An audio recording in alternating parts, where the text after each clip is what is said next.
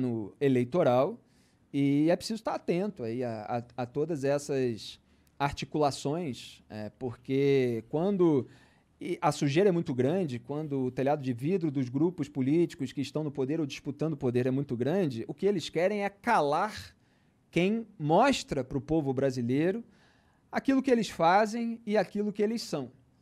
E aí eles exercem todas as pressões possíveis. Você vê eles calando, além de liga para demitir, existem outros mecanismos que o poder exerce para calar alguém? São vários mecanismos, diretos e indiretos, né? Você tem a questão das verbas, então você tem veículos mais ou menos, né, dependente de verbas de publicidade. Você tem uma falta absoluta de transparência nesse sentido, já falei bastante a respeito. Então, o governo ameaça cortar a verba do veículo caso o veículo não faça uma cobertura positiva ou não exerça uma pressão contra um comentarista, ou corte um comentarista, ou tire do horário nobre, ou tire poder e tal, etc. Então, tudo isso existe dentro do mercado há muito tempo. É muito grande ainda a verba do governo para TV, rádio, essas paradas? Ainda é muita grana? Porque eu sei que eles davam bilhões, assim, para as TVs, mas eu acho que o Bolsonaro deu uma cortada nesse sentido. São milhões. Não, ele mente ainda descaradamente. Ele mente descaradamente. E tem otário que acredita quando ele fala assim, tá me criticando porque cortou a verba e tal, não sei o quê. Sendo que ele deu a verba para os veículos alinhados a ele que entopem, né, as suas bancadas com passadores de pano da sujeira bolsonarista. Se você vê um veículo aí cheio de passadores de pano, então você pode ter certeza que ele está recebendo verba do governo. É transparente essa verba? Dá para ver? Dá para entrar? Não é transparente. Não é. Você deveria ter, assim como agora está sendo discutido o caso das emendas de relator usadas para comprar apoio parlamentar no Congresso Nacional. Isso é uma das coisas mais bizarras que tem nessa. O que é necessário é que haja um portal de transparência bastante claro, tabelas e tal, mostrando o que cada um recebe. Porque, eu acho que isso é porque assim, você joga tem sol na parada. Mas não é que não interessa a ninguém, Monark. Ninguém da política ter maior transparência a respeito disso, porque isso ocorre na esfera local. Então, você tem aí 513 deputados, você tem vários deles, assim como senadores, que exercem muita influência em mídias locais. São donos de rádio. Nos estados, na cidade, aí você tem o prefeito também, que bota ali verba e tal. Então, você precisava ter uma discussão sobre os critérios para isso.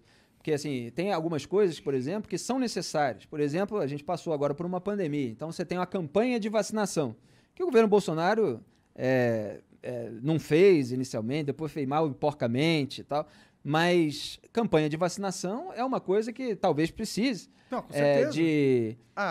Do dinheiro. De verba. A questão é o caminho. Estou falando talvez porque é preciso pensar exatamente como isso vai ser aplicado. Claro. Né? Mas que a campanha é necessária e que é preciso ter um recurso dentro do orçamento para isso, beleza. Só que não é isso.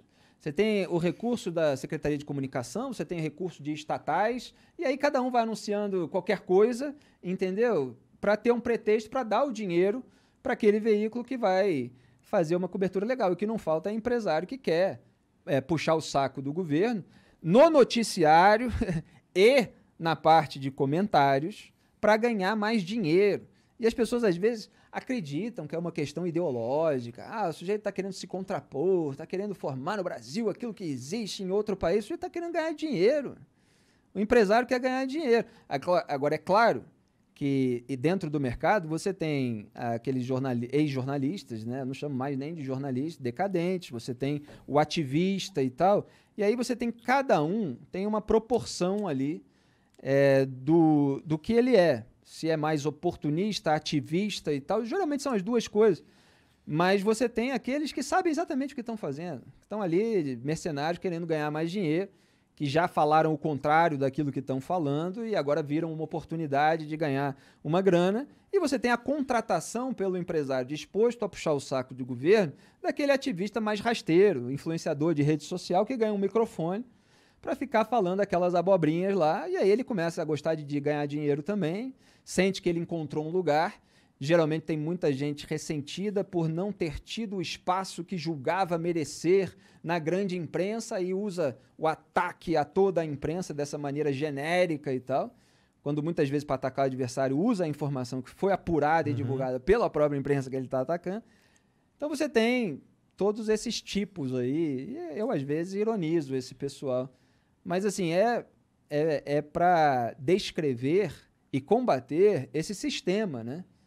Essas tretinhas pessoais, isso não me interessa. Eles ficam falando meu nome, ficam me atacando e tal. E é muito engraçado, né? Porque tem gente que fica falando todo dia de mim, assim como de outros e tal, e acusando que você não tem relevância, né?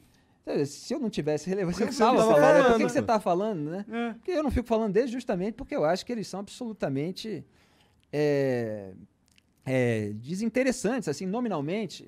Para mim é claque de grupo político. Uhum. Como eu sou um analista, eu preciso sempre descrever o esquema de poder. E o esquema de poder abrange a TV Chapa Branca, a Rádio Chapa Branca, os veículos nas redes sociais, os militantes de gabinete, né? Eu fiz uma reportagem, eles me atacam hoje por isso, a justiça mostrou que estava tudo certo, os blogueiros de crachá. Então, além de mostrar conversas entre eles, que depois até foram comprovadas pela realidade, porque já tinha ali uma divisão dos reacionários bolsonaristas de internet em relação a Sérgio Moro, por exemplo, a Paulo Guedes e tal, e tinha outra parte sobre aquela militância virtual que atua lá para atacar jornalista independente como eu, para atacar adversário político e tal, mas que está sendo remunerada no gabinete. Então você tem no bolsonarismo, é o gabinete do ódio, que a galera fala, se diz, não? O gabinete do ódio foi uma expressão que um jornal deu antes dessa reportagem até. Eu prefiro descrever realmente, porque vira rota, você fala, gabinete do ódio existe ou não existe? Você fala, não existe, tal, porque é uma expressão simplesmente para descrever. Gabinete do ódio. Aqui você só entra se você odiar muito a vida. O que a pessoa precisa entender é que você tem uma forte militância virtual que deveria estar fazendo um trabalho legislativo e que está lá sendo remunerada com dinheiro público do povo em gabinete, sem dizer na internet que está sendo remunerada, e usando aquele tempo para atacar as pessoas, né? E para desinformar. Mas você acha que